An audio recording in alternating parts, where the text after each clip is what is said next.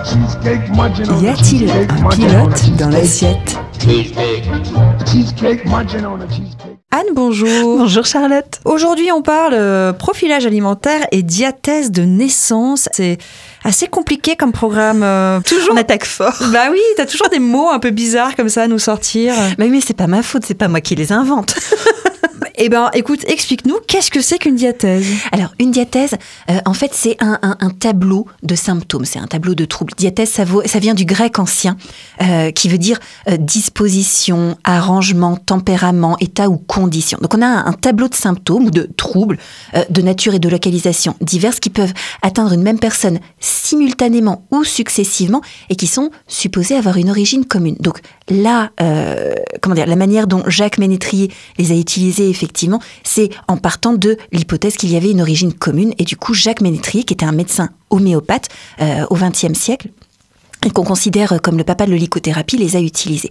Donc Ménétrier a observé qu'il y avait de nombreux patients chez qui certains oligo-éléments allaient être beaucoup plus efficaces selon une typologie bien précise de la personne, c'est-à-dire selon des similitudes de comportement et un historique médical. Donc ces oligo-éléments qui va associer vont être efficaces chez certaines personnes, mais pas chez d'autres. Et c'est pas forcément en lien avec une carence en ces oligo-éléments, mais plutôt avec une forme de fonctionnement, de dysfonctionnement, de bonne ou mauvaise utilisation et assimilation de ces minéraux chez ces différentes typologies de personnes. Donc si on est suivi par un oligothérapeute, l'oligothérapeute va prescrire des oligo-éléments selon la diathèse. Par exemple, il va prescrire cuivre, or, argent pour une diathèse 4, manganèse, cuivre pour une diathèse 2, manganèse seul pour une diathèse 1, etc. Donc Ménétrier, il a défini 5 diathèses. Nous, en profilage alimentaire, on va identifier les diathèses 1 et 2, c'est-à-dire les diathèses originelles, selon Ménétrier, pour les utiliser et faire le profil alimentaire de la personne. Et alors, quelles sont les différences entre ces deux diathèses qu'on utilise en profilage alimentaire? Alors, il y a une grande richesse du tableau. Moi, je vais vous donner quelques éléments rapides pour commencer à s'y retrouver. Donc, diathèse 1, Tati Lowers les appelle chêne et diathèse 2, elle les appelle roseau. Mais on peut aussi parler de sprinter et de marathonien. Sprinter pour la diathèse 1 et marathonien pour la diathèse 2. Alors, par exemple, les caractéristiques qu'on va retrouver chez la diathèse 1, c'est une vitalité, une radicalité, des actes francs, rapides, de l'efficacité, etc. Chez une diathèse 2, donc le roseau, le marathonien, on va retrouver de la douceur, de la patience, un lien particulier au repos, du calme, et les choses se font sur la durée.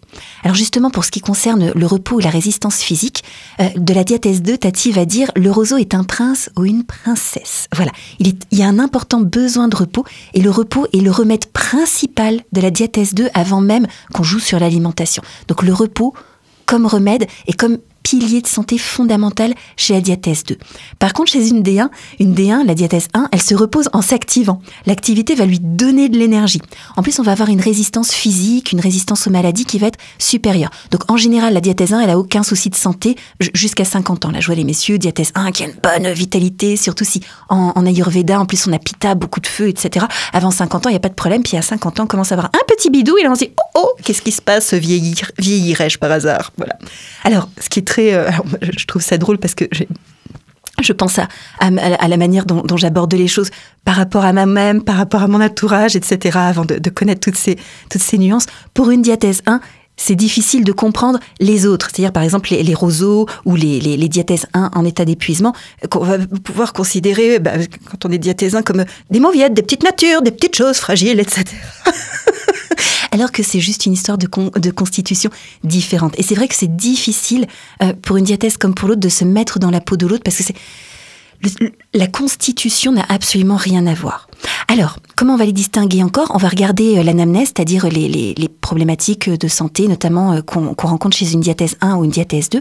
Une diathèse 1 va avoir plutôt un terrain allergique et sujet aux inflammations. On va retrouver de l'urticaire, de l'eczéma, des tendinites, de l'asthme par exemple. Et puis chez une diathèse 2, on va avoir plutôt un terrain sensible aux infections, qu'elles soient bactériennes ou virales, de type angine, otite, sinusite, etc. Alors attention, ce ne sont pas des vérités absolues. Voilà, ce sont juste des signes qui peuvent nous orienter. Alors là, on a bien compris la différence entre diathèse 1, diathèse 2, qu'on va utiliser en profilage alimentaire, mais sur quels critères on va se baser pour identifier si on dépend effectivement de la 1 ou de la 2? La D1 ou D2, comme tu parles si bien. Ça y est, tu adoptes les petits trucs du langage du profilage. Alors, pour identifier la diathèse, déjà, c'est de l'observation. Voilà, donc, en tant que praticien, on va observer le tempérament de la personne, on va écouter les mots qu'elle emploie, on va regarder son attitude, si elle a des gestes vives, si elle est plutôt penchée vers l'avant. Tu vois, une diathèse 1, elle va avoir quelque chose de très aller de l'avant, etc. Une diathèse 2, elle va être peut-être plus posée, plus calme, etc. Donc, on va observer tout un tas de critères comme cela.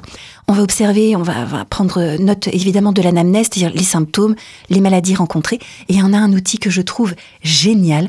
On va observer l'iris de la personne. Donc on a des bases en iridologie qui vont nous permettre de regarder les caractéristiques de l'iris à l'intérieur de l'œil. Alors qu'est-ce que c'est que l'iridologie ? C'est observer l'iris de l'œil. C'est une pratique qui est très très très ancienne. On en a les prémices dans l'Antiquité. Et puis au 19e siècle, on a le docteur von Pexley qui a donné forme à la pratique suite à l'observation de correspondance entre des modifications de l'iris et l'état de santé global de la personne. Alors attention, c'est une pratique qui ne va pas donner de diagnostic médical, mais plutôt des pistes qui vont concerner le terrain et les fragilités de la personne. Par exemple, on va pouvoir identifier que la personne a plutôt une fragilité au niveau du foie, du pancréas ou autre chose, grâce aux zones où on va trouver des lacunes, des taches ou autres dans l'iris de la personne. Donc, en fonction de certaines caractéristiques, par exemple le type de fibre qu'on va retrouver dans l'iris, sa couleur, la présence de taches ou non, ça va nous permettre d'identifier s'il s'agit chez la personne d'une diathèse 1, d'une diathèse 2 ou d'une diathèse mixte. Iridologie, alors ça c'est intéressant, mais c'est une pratique traditionnelle, on va dire. C'est-à-dire que c'est un outil. C'est la première fois que j'entends ça, c'est pour ça. Oui, bien sûr. Donc c'est un outil qu'on va pouvoir retrouver dans différentes approches. On va le retrouver beaucoup en naturopathie. Souvent les naturopathes sont iridologues aussi, donc formés à l'iridologie. Mais après, voilà, c'est un outil auquel on peut se former, quelle que soit l'approche qu'on a à la base. Voilà. Alors, ce qui va être intéressant aussi, rapport à la diathèse, c'est d'identifier ce que Tati appelle le faux self. Donc là, elle emploie un terme de psychologie pour évoquer le fait que on va rencontrer des diathèses qui peuvent être une diathèse 1, mais qui se comportent comme une diathèse 2. Et très souvent, alors moi dans ma patientèle, je vais vous expliquer pourquoi je rencontre beaucoup de diathèses 2 qui se comportent comme des diathèses 1. Alors pourquoi est-ce qu'on fait ça ? C'est parce que par exemple, enfant, on va se mettre à imiter nos parents. Par exemple, on a une diathèse 2, mais nos parents sont diathèse 1 et du coup, on va adapter notre comportement pour faire comme papa et maman. Il y a la pression de la société aussi, par exemple par rapport au rythme de travail. Le rythme de travail qui est, on va dire, en vigueur dans notre société aujourd'hui correspond plus à une diathèse 1 qui peut envoyer du bois, etc. Alors qu'une diathèse 2 a besoin de plage, de repos, entre deux, etc. C'est plus dans sa nature, c'est plus dans sa constitution. Alors, pourquoi est-ce que moi j'en vois beaucoup dans ma patientèle de ces diathèses 2 qui se comportent comme des diathèses 1 ? C'est parce que je vous disais, j'ai beaucoup de patients qui sont en état d'épuisement. Et le fait d'être une diathèse 2 avec beaucoup de besoin de repos et de se comporter comme une diathèse 1 qui fait tac, tac, tac en termes de rythme, c'est un vrai toboggan à l'épuisement. Et quel est le lien de tout ça avec l'alimentation ? Alors, il y a deux choses importantes. Alors, je vous donne toujours les choses majeures. Après, il y a toujours une foultitude de petits détails. Deux choses importantes que va nous permettre de faire l'identification de la diathèse. Elle va nous donner des pistes sur la qualité et la quantité de protéines qui vont être adaptées à la personne. Par exemple, une diathèse 1 va avoir besoin de plus de protéines, comme de la viande rouge, comme des légumineuses qu'une diathèse 2. Voilà. Une diathèse 2 a besoin de moins de protéines qu'une diathèse 1 et va plutôt être mieux disposée à digérer les protéines de la volaille, du poisson et des laitages de chèvre ou de brebis, etc. On sait aussi qu'une diathèse 2 va avoir besoin de beaucoup de légumes qui sont ces aliments remèdes avec le repos pour se régénérer et se ressourcer. Et puis on va avoir une autre information qui est très importante, c'est sur la marche à suivre, sur la manière de mettre en œuvre les modifications alimentaires. Une diathèse 1, elle va pouvoir mettre en œuvre un changement radical rapidement, mais elle va pas tenir sur la durée. Donc on sait qu'une cure tonique, ça peut être approprié pour une diathèse 1. Par contre, lui proposer un régime au long cours, on sait qu'elle va pas faire quoi. Voilà. Une diathèse 1, on peut lui proposer un complément alimentaire, elle va prendre une fois, deux fois, elle va oublier, voilà. Donc on sait que ça va pas très bien marcher. Donc on s'adapte différemment. Une diathèse 2, par contre, elle va avoir besoin de changements progressifs. Progressifs parce que chaque changement rapide et violent peut être comme un choc pour son organisme. Donc on y va très progressivement et on va vérifier que les choses sont bien adaptées. Comme les diathèses 2 sont endurantes et qu'elles tiennent sur la longueur, sur la durée, il y a le risque de s'enfermer dans des régimes inadaptés au long cours. Et c'est là qu'il faut faire gaffe à la posture de son praticien toujours, et puis à la typologie de son praticien, de la personne qui vous donne les recommandations et qui dit c'est comme ça qu'il faut faire.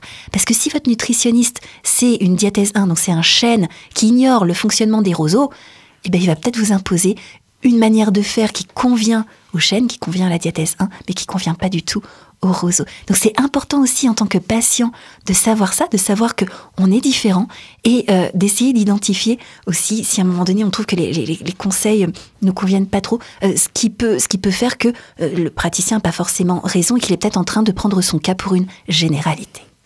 De toute façon, on finit toujours ces chroniques par ce petit message qui est attention. Voilà, c'est une grille de lecture, c'est des outils qui sont donnés comme ça pour faciliter peut-être un fonctionnement qu'on ne comprend pas ou une situation dans laquelle on est et qui n'est pas évidente. Mais il faut rester prudent, à l'écoute de soi, à l'écoute de ses sensations et se faire confiance. À chacun d'être l'expert de soi-même. C'est-à-dire qu'il n'y a personne mieux que vous-même qui allez pouvoir identifier ce qui vous convient. On a des pistes, mais ce sont des hypothèses et à chacun d'expérimenter, de voir ce qui lui convient le mieux. Merci beaucoup Anne, donc diathèse, qui fait partie du profilage alimentaire. Décidément, dans le profilage alimentaire, il y a tellement de choses. C'est d'une richesse extraordinaire. Je n'arrête pas d'approfondir, c'est du bonheur. Semaine prochaine, il y aura de l'aromate en studio. Ça sentira bon dans les studios, puisqu'on parlera aromatique et épices. Absolument, une chronique entière qui va être consacrée à cette grande famille, parce qu'on me l'a demandé, j'adore qu'on me réclame des choses. Mais oui, mais demandez à Anne tout ce qui vous vient par la tête, elle sera ravie d'en faire une chronique. Merci Anne, à la semaine prochaine. Merci, toute belle semaine à vous.